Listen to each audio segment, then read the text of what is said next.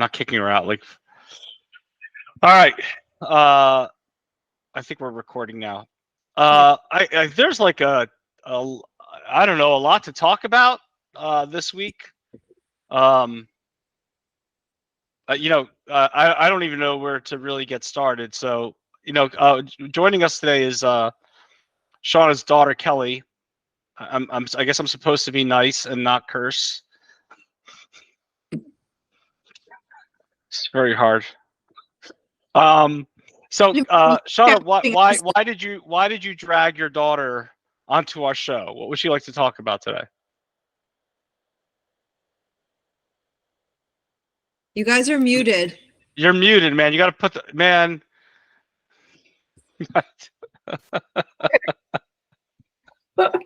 Okay. I dragged her on here because of the news that Dr. Greer is Dr. Greer. Here's Dr. Greer, right? He does have a PhD. Yes. Okay.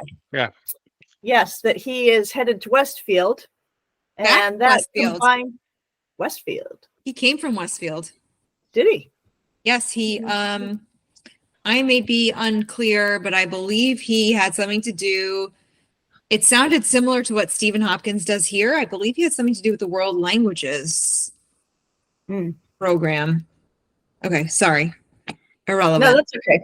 So, given that our BOE just gave Varley unfettered ability to appoint whomever she wants over the summer, and with no assistant superintendent, then we become concerned that Stephen Hopkins is going to be appointed our assistant superintendent.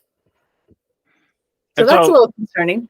Yeah. And there's other stuff that's come up, the DEI survey that they, Anyway, so Kelly has had experiences with Mr. Hopkins. Yeah. We all have, Kelly. Waiting like 2 years to get a testimonial here. But basically, like a bunch of my friends are Asian, and in 2019 they started a club like Understanding Asian Cultures, and so we met with Mr. Hopkins I think 3 times. Like the first time we met with him, it wasn't too bad. He was just like really, really condescending. Like I feel like I'm going on a bunch of tangents here, but no, you're doing all right. Yeah. Like I've been in like regulars history in high school, and like you learn about like both world wars every single year. So we were kind of talking to him about like the history curriculum and learning about like South America or like Asia and like places that you like never hear about in the history classes. And he was super condescending, and he was like, "You don't understand. Like it's the state that decides that." And it wasn't like sure, I guess if we're trying to make like an actual change, then I guess we should have gotten past like the legal jargon and been able to understand like, yeah, it's the state that decides that. But the second time we met with him, we were trying to do an elective, which is like a lot simpler. All you need to do is like gauge interest, and that would be like an Asian history elective. And he talked over us the entire time. And he gave this huge like speech about like how history isn't really about like the purpose of a history class isn't to like really teach the facts. It's about analyzing the facts and like critical thinking.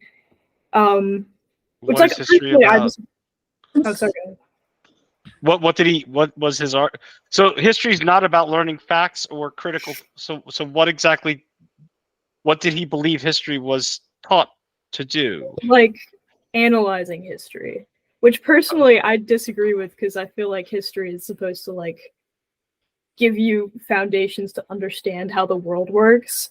Okay. But regardless of that, the summary of his argument was like, your elective does not matter. Like learning about Asian history does not matter at all. So that's my personal beef. And then the third time we met with him, Is this the same group, Kelly? The same group met with him 3 times? Yeah. Okay. Yeah. And third time we met with him was in senior year, so 1 year after we met with him in junior year.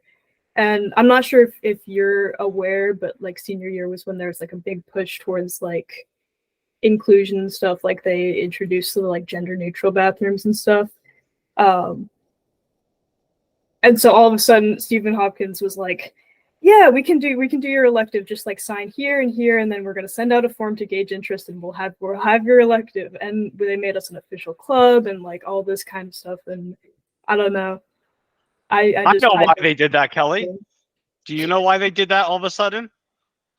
Because there was a fear of a lawsuit. Some dude on, I forget what his name was, but he was on Instagram. I don't know if you guys remember this. And there was this whole big thing, and then there ended up being, and all of a sudden the district, I guess my theory as to why the school and the district was so friendly to your idea, I think had to do with the attorneys. This was like step 1 of the attorneys taking over the district. Now, I don't have a problem with Asian culture. I mean, I think that it should be taught. And I don't have a problem with gender neutral bathrooms either. But like for the district to say that, like, and I think this is your point, that this wasn't really coming from a place of benevolence. It was coming from a place of something else, you know? It wasn't really coming from a place of ideals. Yeah, no, it's performative. And like the difference in how he treated our clubs, like he was basically like, you guys are okay, another like kind of side tangent. I remember, I don't remember exactly what the conversation was about, but he was like talking about a bunch of stuff that like he had just learned to like support his argument of like, you can't learn all of history, so history isn't actually about learning, it's about analyzing. And he was talking about some kind of diaspora. Diaspora, and he was like, yeah. Diaspora, yeah. Sorry. I've only read it. I mispronounce words. You know what your mom does to me? She like screams at me and she calls me names. I don't. And now I'm continuing this cycle of violence on you, Kelly. No, yeah, but he was like, "Do you guys even know what that is? Do you guys know what a diaspora or diaspora?" Yeah, you're probably. I think he pronounced it wrong. It might be just in my head because I've only read it. But like, even if we didn't know what that was, I feel like, I don't know, he was just super condescending the entire time. And then senior year, he just switched up and he was like, "Yeah, we're really cool with you guys. We can make your elective happen a year later."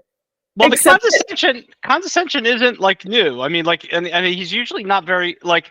So I don't know if you guys saw the email exchange I had with him about an Oprah request, and he tried to pull like this is a logical fallacy, and he completely got it. Listen, I don't have a problem with people making mistakes, but like, my God, don't come across like superior when you whatever. Go ahead, Sean. I didn't mean to cut you off. Yeah. Oh no, then I just found it funny. And in going back to try and find when he was appointed the DEI guru for us, looking through, we found that DEI PowerPoint, and Understanding Asian Cultures Club was actually listed as Understanding Asians Club, which we're like, they couldn't even get the name right. Dude. It's so humiliating too. Like, no, there's no one proofreading anything in central office, so it's par for the course. Well, it's very, just so you know. So I guess the reason we're kind of bringing that up is I think the fear, at least from a lot of folks, is that he's going to end up being. I don't think there should be any assistant superintendent, to be honest with you. I just don't see a need for it. But the fear is because, and I think Laura or Shauna, you guys brought this up, that I didn't realize they did that at the last meeting where they empowered the superintendent to. I just found out about that from Todd this afternoon. That was Todd. Yeah. Can I interject real quick? So this came up last year and even possibly the year previous. And back when I used to get sporadic replies from Dr. Varley or Julie Codd or any board members. I don't know if it was me or someone else, but we brought this up, that was this an oddity? Was this something that was unique to our district? And what we learned is that this is sort of commonplace for a superintendent to have the ability to hire over the summer months when there aren't scheduled board meetings. However, it is my personal belief that due to what I believe to be malicious intent on behalf of the superintendent wanting to control everything, that she delays certain announcements or job postings so that she has the sole power to do these appointments, without really. And I mean, I think the personnel committee is Angela, Robert, and Joy. Like, it's the same four people kind of making all these decisions. So I do think this is common practice. I just think here it's used in sort of an evil and unfair advantage for Melissa. I agree, Laura. Dr. Yeah, Rip- sorry to interrupt, but then not having enough board meetings. This is the second year in a row that, board members have asked, even before the reorg meeting, that we are having way too, comparatively, like if you go back 5 years, the number of meetings that we had as a board is like drastically reduced. And then they scramble in the last minute. Like last year, I think during summer, they had to meet in July for transportation. And then there were all these emails coming in, are you guys available? And then I wasn't available. And if you're not available, then they basically say that, oh, you're not being collaborative, but it's summer and it wasn't planned. And then they accuse you of missing meetings, right? Yes. And then all of a sudden, and that's where Pam comes up. And I think that's what happens with Dipti or Tom, where they schedule something last minute, they can't make it, and then all of a sudden they put on a show at the board meeting. Go ahead, Si, I didn't mean to cut you off. Yeah, it just shows poor planning from the leadership, from Dr. Varley's side as a superintendent, that even though it's been brought up multiple times, she refuses to have scheduled meetings on the calendar. And then you're scrambling to get quorum to have a meeting. And if you don't make it, then they throw you under the bus. But also, like Laura suggested, I think this is all pre-planned to have the bare minimum meetings, pack the agendas. You have superintendent's report, which goes on for like 2 to 3 hours. You're paying attorneys. And then you time the appointment of certain people and you say, oh, we only received 2 resumes. And then he's the most competent. That's what we've been hearing, right? Regarding Hopkins, that he is the most competent to be the Oprah custodian, even after it's been proven that he has not redacted, students' names, which were supposed to be redacted. And the entire board, the majority of the board was fine with reappointing him, even though we are seeing requests coming out like where the same documents are scanned properly for the board. But then when you ask them under Oprah, they're like skewered. And then, Sean, I read your article and I was looking at some of the Oprah requests and I'm like, why are they crossed? Like, why are you why are you not feeding the paper right? And the other question, the other thing, John, is for a district of our size, I don't think we need 2 assistant superintendents. And if anybody has looked at the latest on the Sarasota website where Dr. Varley had applied and interviewed, I don't know if you guys caught, every board member gets to interview the candidates, which is not the practice in Berkeley Heights. They're very transparent. They have a parent advisory committee or a parent committee. There are like 20 odd. We used to have that in this district. Yeah. So now we're not going to have any such things. They're just going to post it in the last minute. And obviously there will be like a couple of resumes received. And then if you question, like, I don't know if anybody remembers from 2021, when we asked how many people interviewed the communication specialist, who was also the Sparta vice president or, a friend of Varley's from her past life. Oh, it was just Varley. It was one-on-one. Okay, can we see the interview scorecard? No, it was just resume. I interviewed her and then we're going to hire her. Boom. So it's quite possible, All right. Shauna, do you have anything to say? No, let's move on. Okay. I mean, the one thing I wanted to sort of bring up about, sort of what's going to happen here is that Varley's running out of scapegoats. I feel like, so a year ago or 2 years ago, the head of the teachers union got up and on camera in front of a packed BOE meeting, packed on Zoom, and and called the district broke and then kind of threw it on Varley's lap. And what we've seen is Varley scapegoat special needs we've seen or caught Varley or caught one of that combination. For budgetary issues. Anytime there's a problem or a crisis, it's always somebody else's fault. She's running out of people. Greer resigning is actually kind of a big deal. Like he's going back within what, a year or 2 years to a district. Yep. To a August. district he came from. Like he's out. Teachers are still leaving. Shauna, you're going to write an article on that. But Yes. and this has been the story for the past 3 years. Like there's a mass exodus or diaspora from the, from the district, Don't be and an ass. it's teachers, it's parents going to private schools. Like people are bailing, and I wonder who the next scapegoat is going to be. Like who's she going to blame next? Ultimately, she's going to get into a locked war with the public. At some point, she's going to have to come down because she's not going to have anyone left. She's going to basically, it's either she resigns or it's going to kind of be an all-out battle between the community and her. And that's already getting close to it, where she's going to pass the buck on either parents or students or somebody. But she's running out of scapegoats, big time. I don't think she'll resign though, because she knows this BOE still, despite We have how 2 bad seats. it's gotten, this BOE still has her back. We have 2 seats coming up. That's still a dead tie. No, I really honestly don't know what do they see in her to support her. Like I saw that meeting where Dr. Forager was asking for rankings or a question, and then them, instead of asking her to be accountable or holding her accountable, turning around and saying, oh no, this is a curriculum committee thing. Why is it a curriculum committee thing? It's a personnel thing.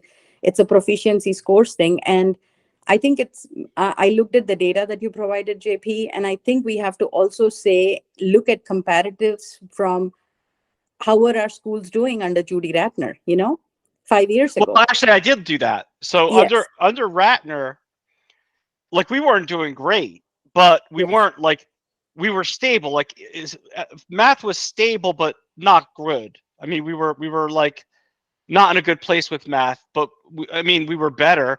And in English language arts, we actually started seeing increases in scores. In the 3 years that since Varley took over, like you have to remember, this is the first snapshot of our 3 years. We're behind, and yes, there have been declines across schools because of COVID and whatever, but our declines are much more significant than other schools. Like, and again, I kind of went into the facts. There's teachers' resignations, the transfers that she's made. You could tie everything that she's done. Almost everything she's done has demonstrated an adverse effect on proficiencies in the research. Every decision she's made.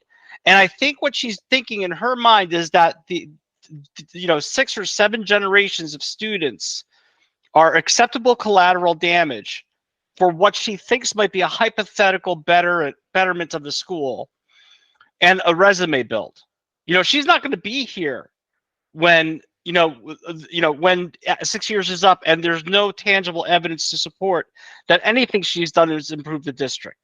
And we are giving her hikes. Like last year, she got a 2-point-some% hike. And the year before, we extended her contract 1 year ahead of time, took away all performance-related goals and, money attached to any sort of, performance-related metric. And we are gifting her. And on her resume, she's like, I think somewhere I saw that redefined or something with K to 5. And I'm like, what did you do?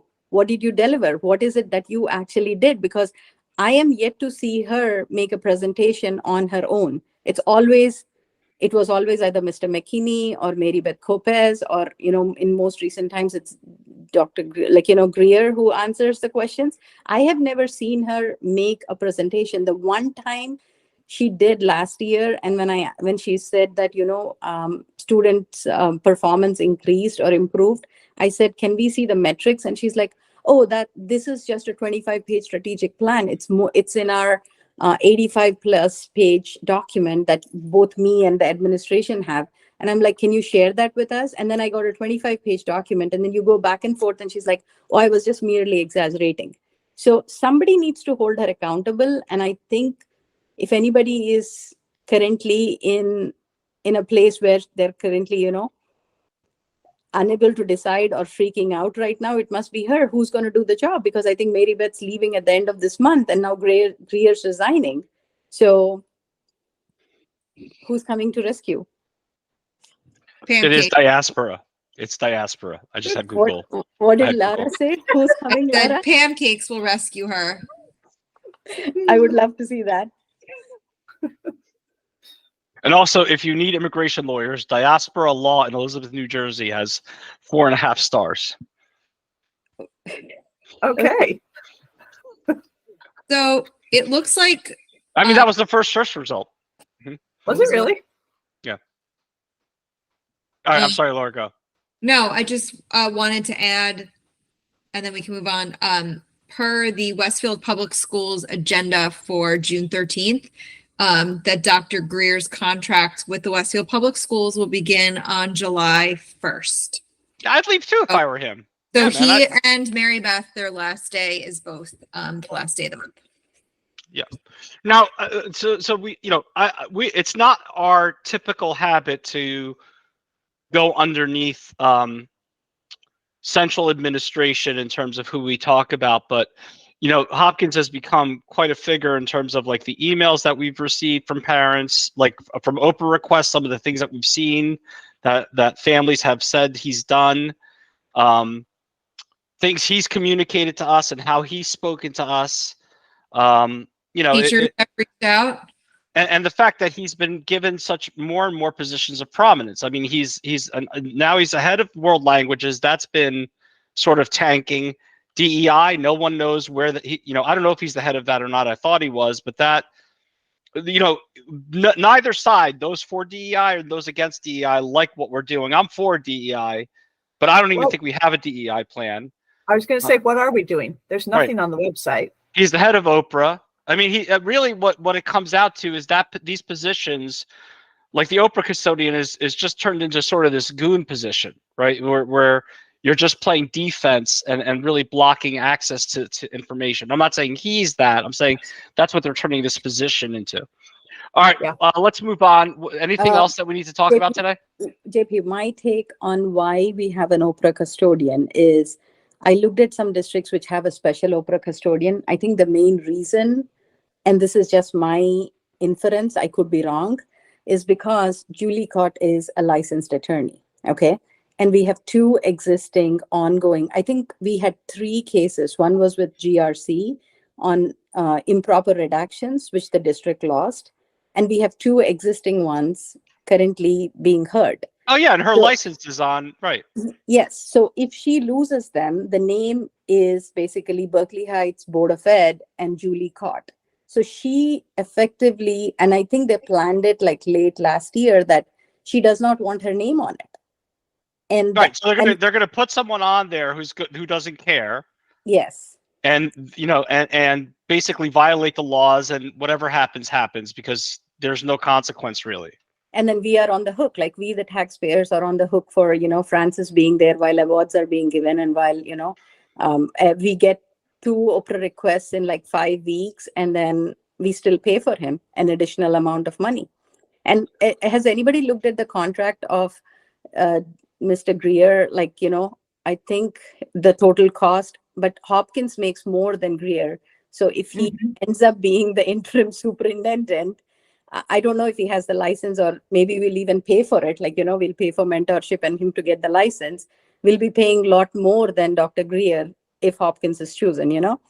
And one other thing was, I think at the last board meeting, I caught the board president, Angela Penna, saying to Karen, I guess, that she cannot take the names of personnel. And I think that's not okay, because Karen has First Amendment rights. She can take the name of a public employee, and there's nothing wrong with that. And for the board president to basically stop. Yeah, I think, what we need to do when Angela Pennant says stuff like that is just ignore her. Like, let her say that and just kind of talk through it. She can't stop you. And if she does, I mean, literally the fact, again, she's going to walk this district into a lawsuit again on a free speech violation. Like, she's going to get us sued. Like, you cannot tell people that they can't talk about public figures. Now what the hell is going on? Why do I see Shauna? What the hell is going on? We lost our internet connection. So she Okay. logged in. No, but the thing is, what was Frances doing? We have a paid attorney. Why wasn't she saying it's perfectly all right? You know, does anybody blame Francis? I mean, like, if you're going to pay me $185 to sit, well, I mean, you'd have to pay me a lot more to sit up there. But I mean, No. would you not take that money? No, but she's supposed to prevent. The whole point of having a board attorney attend is if somebody is doing something that's not lawful or it can Okay. cause some issues, she's supposed to say she's perfectly allowed. And she was just sitting there and I was shaking my head like a parent can, it's a First Amendment violation for a board president to stop a parent from All right, taking the let's thing. move on. All right, Laura, what's on your mind with regard to you had some stuff going on with I think there's a music teacher, there was the educators awards, there's what sort of come up. I'll do like a brief, quick snippet for both. So JP and I were invited by special invitation to present Educator of the Year awards for the schools in which we take part in PTO. I do not attend board meetings ever. I thought this would be a little bit special. It was like one of the most pathetic pretend attempts at a celebration I've ever experienced in my life. There was no attempt. There was no board there. They were in executive session. So actually the educators were asked to arrive at 7 p.m. We were asked to arrive at 7:30 p.m. and the board meeting did not start until about 7:50 p.m. So I wrote an email to the board. I think we'll post it on Facebook tomorrow. Basically just saying, I mean, we know that they are the most. No, it's already on there. I already it's on posted there. all the stuff. Yeah. I just basic human decency. We're honoring these educators. There was no apology. It was just sort of like another serving of like shit pie that they've been getting, year after year. So $1. yeah, I mean, nothing like a good shit pie. And then kind of staying with this teacher theme. So for those of you who don't know, and I think unless you have a child entering 6th grade at Columbia Middle School, you probably don't know. But if you pay attention to the board agendas, you may have made this connection. So they are moving the current 6th grade music teacher at Columbia to be the new music teacher at the 2 early childhood centers. They are abolishing the sort of 6th grade intro to music class, and they are requiring all incoming students to take a full year of chorus, band, or orchestra. The instruments a child would need for band or orchestra are not being, what's the word I'm looking for? Covered by the district. That'll be the parents' expense. And this is because they're hoping to build up the music program. I have taken music and acting and performing arts for most of my life, and this is not the way to spark an interest. Anyway, the other issue that I wrote to the board again about is that they have hired a part-time replacement teacher at the early childhood centers, and she is one of the most amazing, incredible teachers that I and my children have had the pleasure of having, and we are basically letting her go. The job that she applied for and interviewed for ultimately was listed as a position for the tenure track, and I'm not 100% sure what that means, but she was certainly hoping that her employment would go past this 2 months.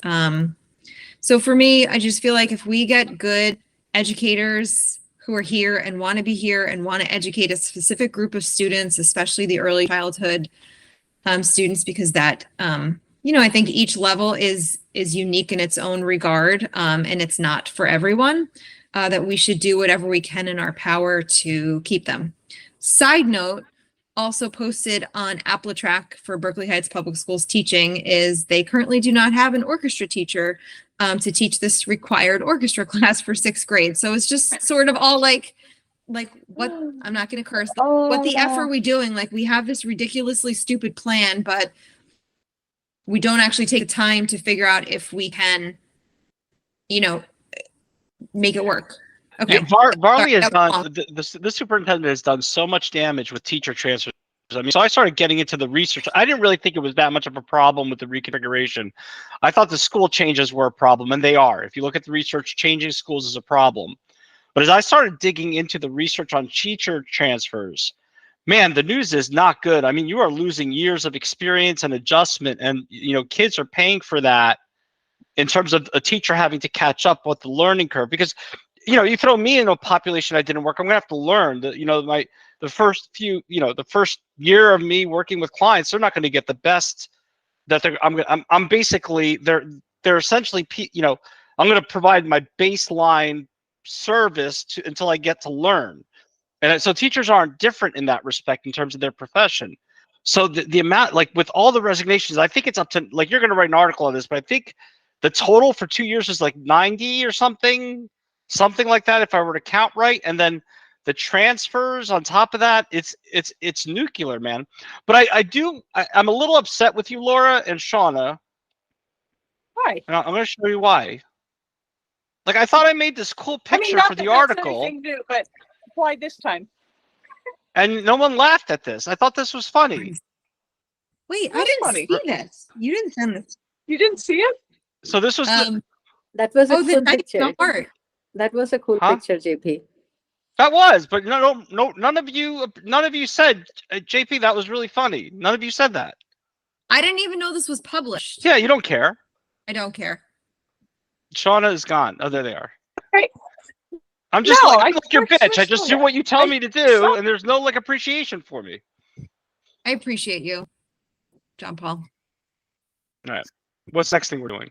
Talk about- I looked at the Westfield Board of Ed agenda and the attachments, and I was just blown away with how well their whole website is. Like, if you want to go to agendas and minutes, everything is so well organized. And one thing that caught my eye that we don't do when I compare Sarasota's, transfer. You're gonna bring up Sarasota for the rest of your life, aren't you? No. Okay, no, but I love Sarasota. Like, Sarasota I have will a be the new school. We're gonna end up having them on our like comparative list. I've been to Sarasota twice, and I have a picture of my in the daughter. last 2 weeks. No, I have a picture in front of one of the schools because I love that town. But then, and I never knew that Varley is going to end up there. But I am amazed didn't. by their effort in transparency. And then I compare ourselves to Westfield. Look at their attachments. I looked at their agenda and I was curious to see their attachments. It was 812 pages. They had detailed. They had bills list, which we don't get in our agenda. We have to Oprah that. So when they say there's an onslaught of Oprah, okay, you're approving bills. Who's paying the bills? We, the taxpayers. So why don't you put it on? Westfield does it. So there were bills list and there were transfer reports, which again, if you want transfer reports and monthly transfer reports by code, you have to Oprah them again and wait for 5 weeks or 8 weeks. Whereas Westfield just gives it to you. So that's my pet peeve. Like, I think it's a big part of why Greer left. I mean, I don't know anything, but my guess is that this district is so strange that somebody, kind of young in their career, I wouldn't want to be here. I would not want to be here working in this district, given the practices of this district and the reputation it has. And if you're coming from like a place like Westfield, like you're saying, that's very transparent and open, yeah, you kind of know what's going on. You're like, I'm not saying that's why, but I have a feeling, if I were to put myself in his shoes, that's probably the reason I would get the hell out of here. Yeah. All right, anything else? I do. All right, Laura. So I know she's been on before, and I know she's a big contributor to our site. I just want to give Natasha Jolly huge kudos for always being such a wonderful speaker, and her comment at the board meeting regarding Dr. Whitfield's, which is how she applies for jobs, listing on her resume for Sarasota about how high the proficiency of Florham Park schools under her leadership was, but Sparta schools. Sparta, sorry. Mhm. Did I say Saratoga? Please take her. We will send her down. She didn't make the We'll cut. have John Leo fly her. She's How done. about, There's how about this, Oh. Laura? How about we send her to the they're down to 4 No, no, candidates there now. is- She's not part during of redistricting and reconfiguration? She gave us a study from Alaska, I guess. Maybe she should like Yeah, they get to school by boat. I know. I called their school district. They were like, "Who the hell are you?" that. You guys are what- actually using a study about us? Yeah, they were like, "Why?" It was 10 years old at that time. No, maybe she could put it And on then her they picked resume up the that I can used with your a study. rope attached to it and said, "Hey, Yeah. Joe, can you believe they're doing a study Morse about us?" code. Okay, so anyway, back to this ratings and rankings. So Natasha brought up how, you're using it to boost your resume, but when we asked you to give us some detailed information about the rankings here, it's like, we've asked you to just like cut off all your fingers and put them in a jar so we can watch the decomposition. Whoa, that was pretty intense. That it's late. I will then, Fucking Dexter. I love that show.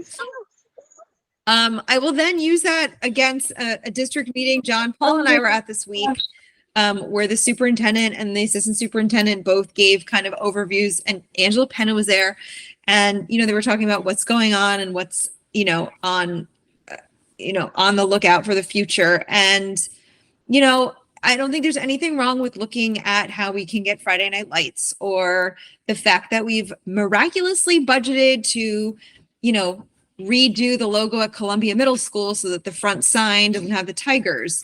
So to me, these things are extra. I don't think that they're necessary. They don't impact our kids. We're meeting all summer to figure out Friday Night Lights, but there was no discussion of ratings or rankings or what we're doing to help fill this learning gap that we're still seeing our kids going through. So I don't think they're on the same page as like us earthlings. No. Okay, that's it. No, and No, man, I had a lost thought. Mr. Chiroka, right. whom Varley keeps calling Chiroko,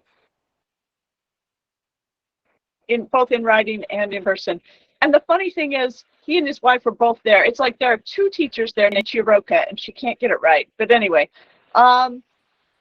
so Kelly had mentioned to me the other day when we were saying how sad it is that he was leaving, was that, with that COVID gap, when they were coming off of COVID, was it calculus he was teaching? Yeah, I had him for calculus in senior year, and basically he taught the entire class up on everything that we hadn't had a super big grasp on during COVID, and I don't know.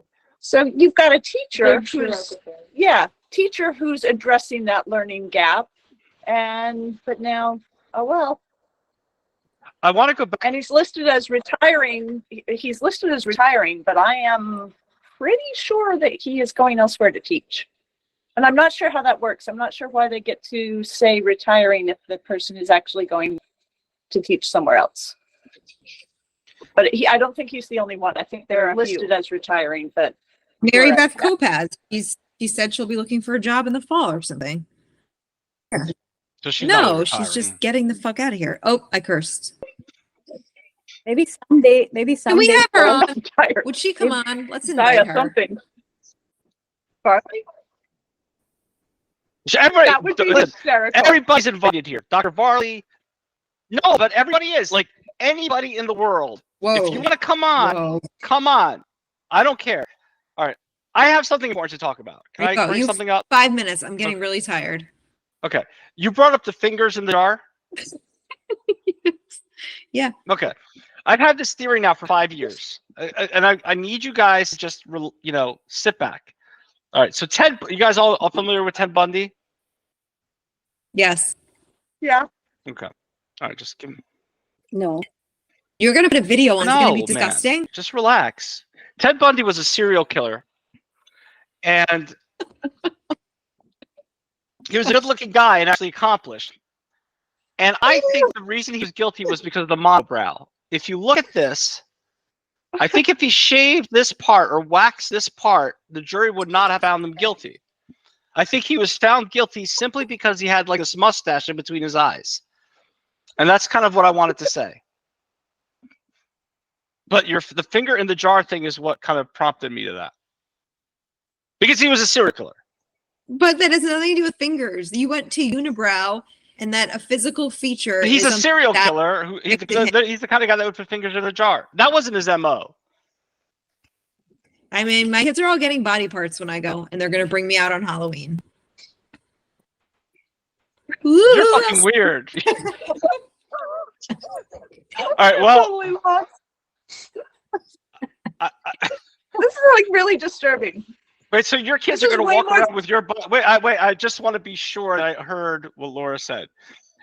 you You're did. going to die, I and your love- children are going to dissect you, and each of them are going to inherit a body part that they're going to walk around with in Halloween. No, like a professional is going to take care of the body parts, but they're each going to get like an ear, a toe, a thumb. And I love Halloween. So like just bring me up for a week around Halloween and then put me back in the basement. The rest of me, they can just burn credit. There's so many problems with that. Like, first of all, the smell, the decomposition, No, it'll be in one of those, what's that? Like what? and a pickle jar. You're going to Yeah. pickle yourself? Yeah, basically. I mean, with like, So you're going to walk around with a jar of your ear. nobody's walking around with it. In a mason jar, with People are formaldehyde, going to think it's an actual Halloween. right? In a mason jar of Yes. formaldehyde. I've had friends that have asked to gross. claim other parts. I'm going to be everywhere. I'm going to be hit on Halloween. I knew we should have waited until Sunday for this. All right. Tell you what, All right. That's way more than the pirate. That's No, way pirate was worse than fucking the terrible. pirate. Come on. That the pirate was disturbing. Sai, do you have anything you'd like to come say on. before we ended? I feel like we're getting to our place. Sai is just throwing out her mouth at the disgust of this room. No, It's okay, Sai. nothing else. Like, I'm just curious to know, I'm just curious when the announcement will happen officially, because we don't have a communication specialist now about Mr. Greer leaving. And then are we going to have one of those, sudden, I think we might have to have a sudden meeting or something if we are going to appoint someone without No, she has the power to No, hire. but She has the power to hire doesn't somebody. Yeah. doesn't somebody, like, if she wants to hire one of her favorites, they do need to have that assistant superintendent license, right? I think there needs to be some sort of a board meeting, and I'm willing to bet, like, if anybody's willing to bet, like, we will have like at least one special meeting which is not on the schedule. And I think every year we need to ask her, like, how many special meetings did you schedule? And you refuse to put them on the schedule, but then you put impromptu emergency meetings.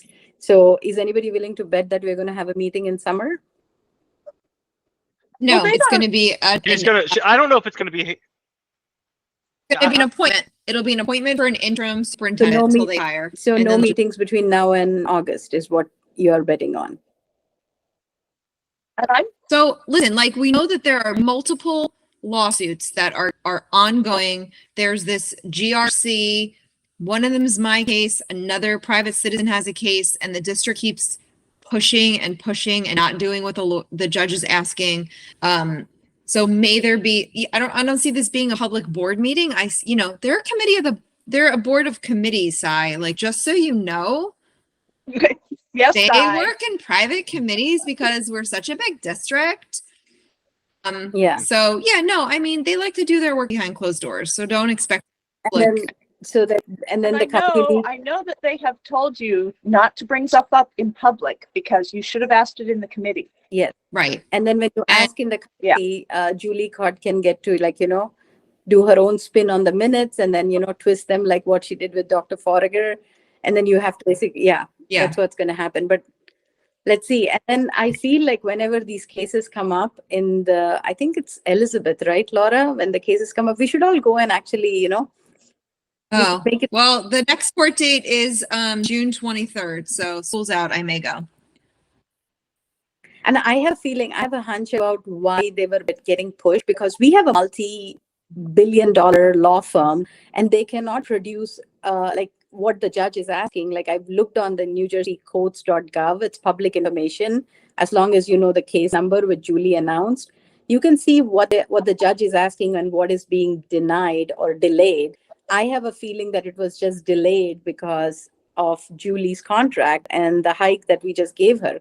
They just didn't want anything to be done before the board voted on it, which now that it's voted on and then everything is sealed and stamped, guess the case can come to an end, The last thing I'll end on is Miss Stanley promised there'd be a report on the proficiency issue, and I haven't seen anything published yet. What? Anyway, let's take another look. Let's take a closer look at this. Right there, you see that? Right there. JP, you actually believe that you're going to get a report from Pam on this, She's on gonna the rankings? deliver that with a box of donuts tomorrow morning to your front door. All right. Well, Yeah. this Kelly, I'm really sorry that your mom made you. This is like worse than church. I feel like we've destroyed a future today. No, she gets no. It's experience, and then maybe she can give us some. You know, Experience with a group of what psychopaths. she can Like give us she's some. talking about our kids walking around with body point. Like this is like, why would you bring your child to the show? No, maybe she'll give us some constructive feedback, JP. You know, We don't take feedback. excuse me. When do come I on. listen to anybody? I mean, you guys What take about feedback, positive but feedback? I'm like, huh?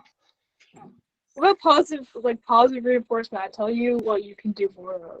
No, like if you tell me like what's good about me, I'll be okay. But then I'll just edit out anything that you have that's to say that's basically negative. it. I'll just erase it. Yeah, right. Okay. Like I learned that from the district. Come on, please, JP. No. Okay, let's call it a night. Have a good weekend, guys. All right. Well, later, guys. All right, so I will just tell you very quickly, JP, I really appreciate that you don't have a monobrow. How's that? He kind of does in the lighting. No, I do not. It just this is skin. It's not a monobrow. You're annoying. Don't do that. First it was the bald spot that I thought I had at the MIOE meeting. Do you remember that? I was looking at that video over and over again, and it's actually just gray hair. And now you're gonna give me a complex about the monobrow. I'm gonna take a picture. I don't have a monobrow, man. You're annoying. Push your Come on. glasses down a little bit. No. You're gonna draw in No, hair. I don't know. You're evil people, man. There's some resemblance there. Me and Ted Bundy. Ted Bundy was actually quite an attractive guy. That's why he was so effective.